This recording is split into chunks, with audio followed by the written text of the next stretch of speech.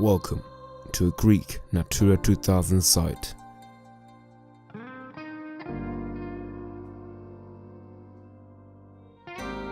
The Gialova Lagoon. Located in the Messina region of Greece, this impressive body of water is part of a rift valley created by earthquakes. The Gialova Lagoon has a large variety of nature types and acts as a habitat for thousands of species.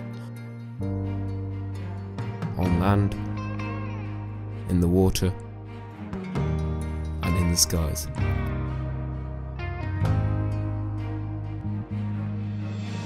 It's therefore essential to protect and preserve this unique region, as well as identify possible threats to the landscape.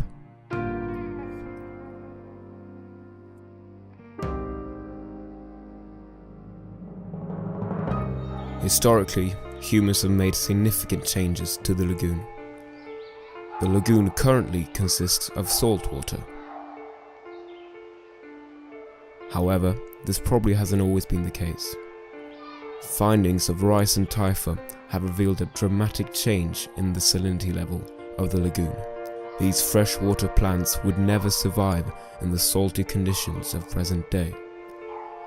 In fact, the lagoon once consisted of brackish water and therefore had a significantly lower salinity level than today. The cause of this dramatic change is a large-scale regional project from the 60s. The lagoon was to be drained in order to expand crop fields. A pump house was built to do the job.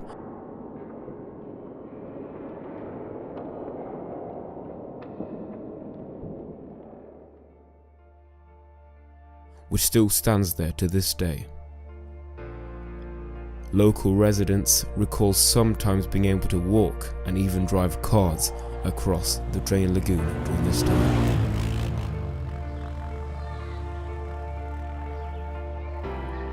The project was, however, unsuccessful, and in the 70s it was decided that the lagoon was to be refilled in order to resume fishing. A canal was dug, connecting the lagoon to the sea, filling it with salt water.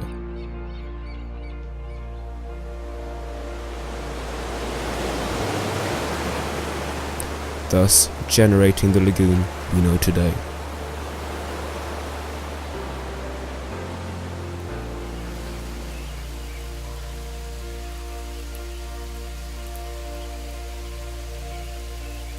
The salt water gave rise to new habitats, such as the salt meadows, and new species were established. Human interference has, however, limited the habitats of multiple other species in and around the lagoon. The Gialova Lagoon is in need of protection and care. That's why the lagoon is part of a network of protected areas around the European Union, the Natura 2000. It's the world's largest cooperative network for preservation of natural habitats and species. This inclusive project covers 18% of the EU's landmass and 6% of its marine areas. It guarantees a sustainable future for Europe's natural life.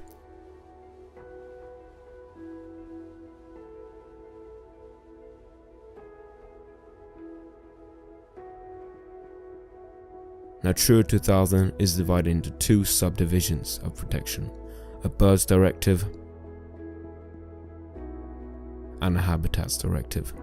These two directives, each containing different methods for preserving animal and plant life, are set up so that the member states themselves select certain areas which are to be protected and part of the Natura 2000 network. This identification process has to be entirely based on scientific data. It's then every member state's responsibility to make sure their areas are well managed both ecologically and economically. This includes species protection, site protection, and monitoring hunting in the area. The lagoon, once again, is protected under these two directives. These wetlands serve as a natural habitat for birds migrating between Africa and Northern Europe.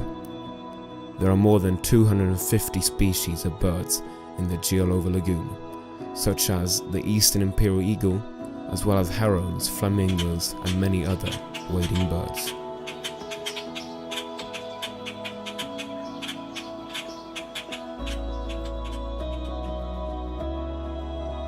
The lagoon also serves as residence for a large amount of mammals, reptiles, amphibians, and insects.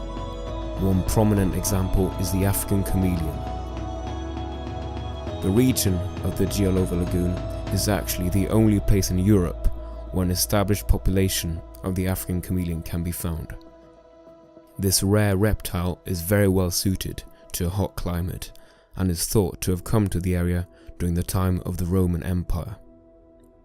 Another rare species in the area is the sea turtle, Caretta caretta, which every year crawls on land to lay its eggs in the sand dunes.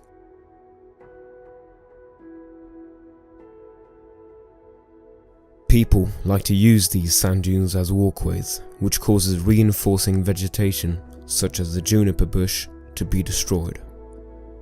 The sand dunes are thereby weakened, allowing the shoreline to erode away by the waves. Increasing tourism in the area means that this erosion is happening at a faster rate. This is a threat to both the African chameleons and the Caretta caretta turtles, as they use these sand dunes for nesting, and without these habitats face a risk of extinction.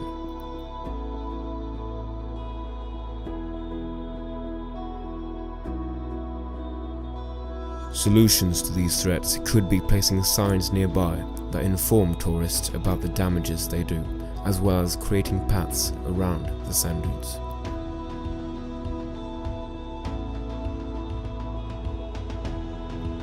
Tourists are not only threatening the integrity of the sand dunes. The outer edges of the salt meadows have also been compromised and eroded into the lagoon as tourists choose to walk there. A redirection of the pathway is needed away from the shoreline. Footbridges have been implemented around the salt meadows in order to prevent this erosion, but as of today, maintenance of these are lacking, and visitors once again walk across the salt meadows.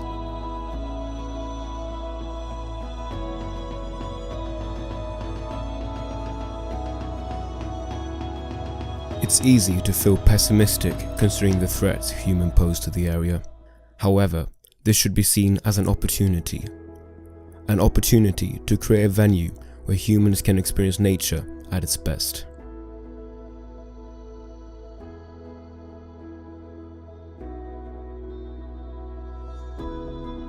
An opportunity to establish ecological tourism where education is the thesis instead of exploitation. Making people aware of the damage they can cause and guiding them towards respect for nature will be key moving forward.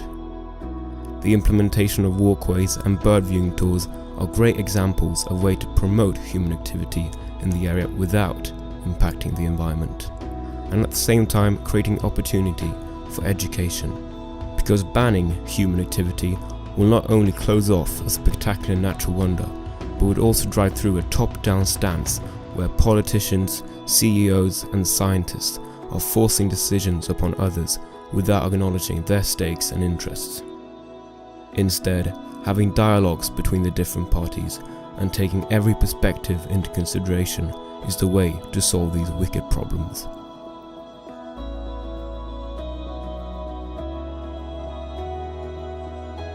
The Gialova Lagoon shall therefore not be considered a problematic area, but rather an area where ecological, social and economical development shall intertwine and flourish together.